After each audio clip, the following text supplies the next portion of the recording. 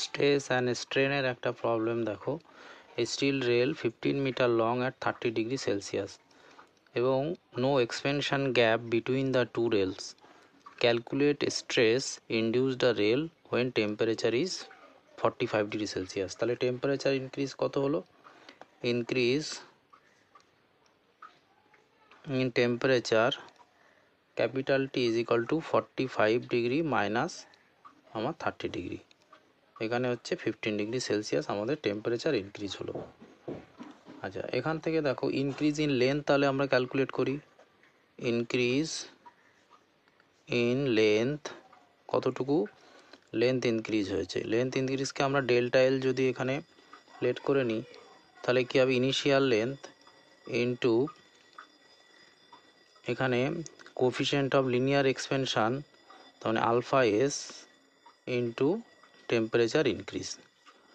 তাহলে এখানে এল কত given? 1500 into 12.5 into 10 to the power -6 into 15। এটাকে ক্যালকুলেট করলে হবে 0.28 সেন্টিমিটার। এখানে 15 মিটারকে সেন্টিমিটারে কনভার্ট করে নেওয়া হয়েছে।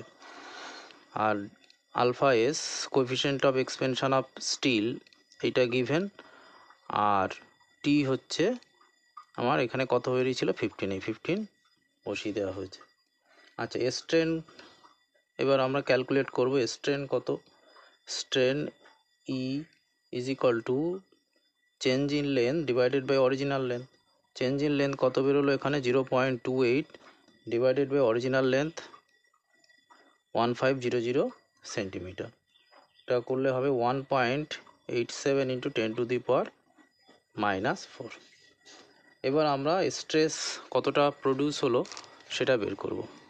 স্ট্রেস কী করে ফাইন্ড করতে হবে?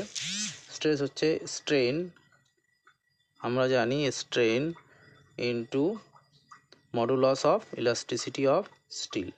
তাহলে স্ট্রেন কত এখান থেকে ফাইন্ড হয়ে গেছে? 1.87 ইন্টু 10 টু দি পাওয়ার -4, আর মডুলাস অফ ইলাস্টিসিটি এখানে given 2 into 10 to the power 6। এটাকে ক্যালকুলেট করলে 374 KG per centimetre square. Stress find হয়ে গেল, স্ট্রেনও ফাইন্ড হয়ে গেল।